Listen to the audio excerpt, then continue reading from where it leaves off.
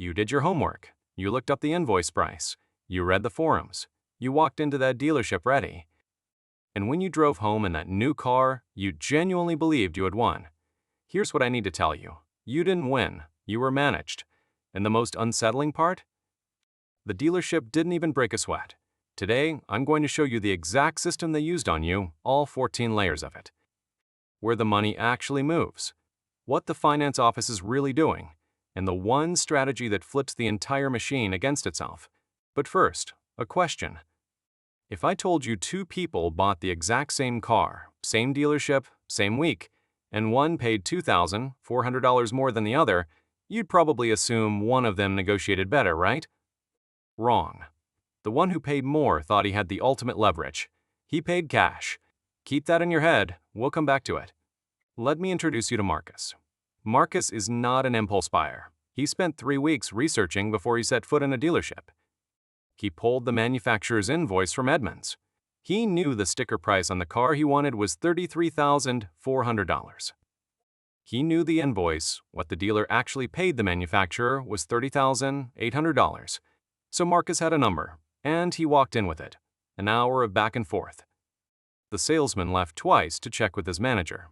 Classic theater, but Marcus held firm. And, in the end, he got the car for $30,850. $50 above invoice. The salesman shook his hand and said, and I want you to hear this clearly. Honestly, we're basically breaking even on this one. I'm doing this because I want you to come back. Marcus drove home feeling like the 1% of car buyers. And on the surface layer, the only one he could see, he was right.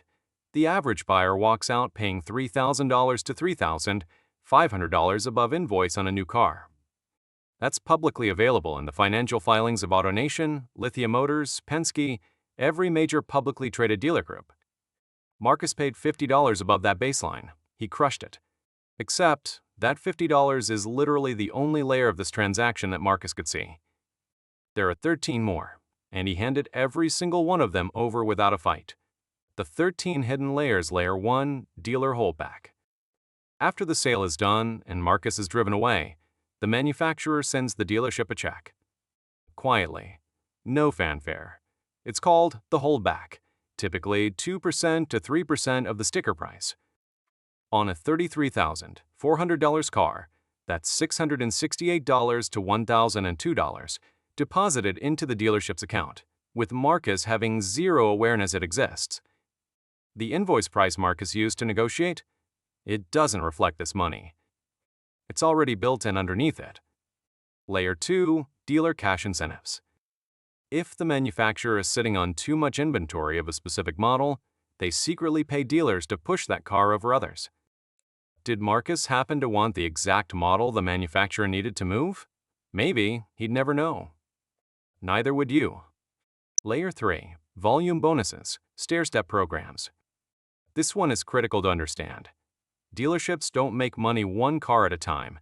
They make money in tiers. Sell 80 cars this month. You're one bonus level.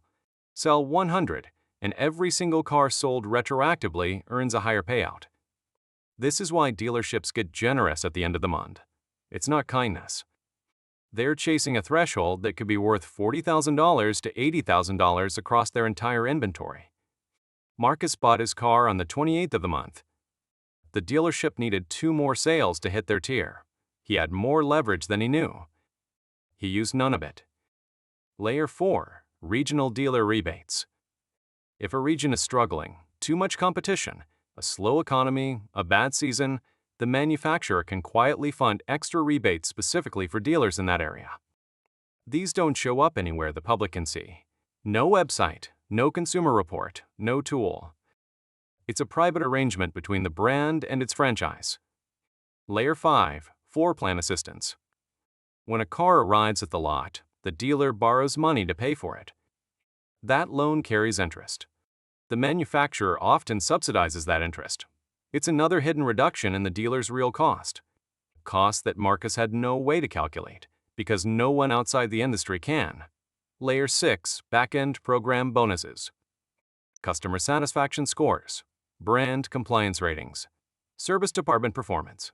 These generate additional payments from manufacturer to dealer. not on any individual sale. Just ongoing money flowing through a channel Marcus never knew existed. So where does that leave us? Marcus negotiated the visible layer to almost nothing. The invisible layer still handed the dealership somewhere between $1,500 and $2,500 before he even reached the parking lot. But here's the thing. All of that, every single front-end layer we just covered, is not where the real money is made. The real money is made in a room Marcus walked into thinking the hard part was over. After Marcus shook the salesman's hand, he was walked down a hallway into a smaller office. Nice desk, framed certifications on the wall. A man in a button-down shirt who introduced himself as the finance manager. Here's what Marcus didn't know about that man. He is the highest-earning salesperson in the building. Not the loudest guy on the floor. Not the one who spent an hour with Marcus. The one in that quiet office at the end of the hall. And from those same public financial filings I mentioned earlier, here's what his office generates on average: $2,000 to $2,800 per vehicle. On top of everything the front end already made. Let me show you where that money comes from. The loan reserve, $600 to $800. If you're financing, the lender tells the dealership you qualify at, say 5.2%. The dealer charges you 6.5%. That gap, the spread, is called the loan reserve.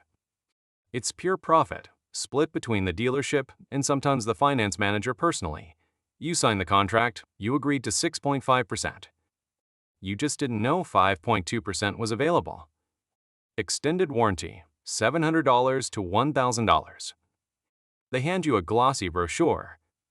Long list of what's covered. The finance manager walks you through it calmly, professionally. What he won't walk you through: the exclusions, the deductibles, the profit margin. That warranty you just agreed to add? The dealer paid a fraction of what you paid for it. The rest is margin. Negotiable margin, by the way, but only if you know that. Gap insurance, $250 to $400. Here's the honest truth about Gap. It's a real product that solves a real problem. If your car gets totaled and your loan balance is higher than the car's current value, you'd owe that difference out of pocket. Gap covers it, but the dealer's markup on it? $250 to $400. You can buy the same coverage from your own insurance company for a fraction of that. The finance manager will not tell you that. Protection. Add-ons, $0 to $300 each. Wheel protection, paint sealant, fabric coating, flue, R, mats. Each one is a small number. Each one adds up. And each one has a profit margin that would make a restaurant owner blush. Documentation fees, $400 to $650. The dealer typed your name into a system, printed some forms, and handed them to you to sign. They will charge you $400 to $650 for that. It's called a documentation fee. In most states, it's legal. In all states, it's pure profit. Registration and filing markups, $40 to $90. The actual government fee to register your vehicle is fixed. The dealer marks it up and pockets the difference. Total from the finance office, $2,700 to $2,900 per car. Marcus negotiated to $50 above invoice. He gave back over $2,000 in the room he walked into thinking the negotiation was already done. Now, let's talk about Marcus's neighbor, Kevin. Kevin saw the car in the driveway, loved it, went to the same dealership the following Saturday for the exact same model. And Kevin had what he believed was the ultimate weapon: cash. He walked in, let them know up front. He wasn't financing, he had the money ready, he wanted their best price. No games. Kevin paid $2,400 more than Marcus. Same car, same dealership, same month. Here's why. When Kevin announced he was paying cash, the finance manager's entire revenue stream evaporated. No loan reserve, no rate markup, no warranty financing, no gap, no add-ons tied to monthly payments. The most profitable room in the dealership was locked out. So, the dealership did the only rational thing. They made it up on the front end. They held firm on price. Kevin, thinking cash gave him power, actually had less negotiating leverage than Marcus did, because Marcus represented $2,800 in back-end profit the dealership hadn't made yet. We've been told our whole lives that cash is king. And in almost every other transaction, it is. A contractor, a small business, a freelancer, they love cash. No processing fees, no risk, immediate payment. A car dealership is not a contractor. At a car dealership, financing is the product. The loan is the profit center. Taking that away doesn't simplify the deal. It removes their most valuable revenue stream. And here's the kicker: the one fee the finance office almost never charges. A loan origination fee, because they don't want a barrier between you and the loan. The loan is where the money is. So what do you actually do with all of this? Here's the 6-step framework that flips the machine. Step 1, walk in as a financing buyer. Always, do not mention cash. Do not mention your credit union. Do not mention that you're still deciding. You are a financing buyer. This classification keeps you in the highest profit potential category in their system, which means maximum flexibility on price. Step 2. At the clipboard stage, ask one specific question. When they hand you the intake form, ask, "What's your loan origination fee?" They'll assume you're comparing their rate against your bank. What you're actually doing is confirming there's no upfront fee that would cost you money when you pay the loan off early. If there's no origination fee and no prepayment penalty, and most dealerships don't charge either, you're clear to proceed. Step 3, negotiate the purchase price as hard as you can. The dealership will be more flexible with you as a finance buyer than they would be with a cash buyer, because they're expecting to recover margin in the finance office. Use that expectation. It's real leverage. Push the front-end price as low as it goes. Step 4, negotiate the F&I products. You now know the margins. Extended warranty, $700 to $1,000 in profit. Negotiable, GAP, $250 to $400. Negotiable and also available cheaper through your insurer. Every add-on has a number underneath it. You don't have to take it at face value, and you don't have to take everything they offer. Step 5, read the loan contract line by line.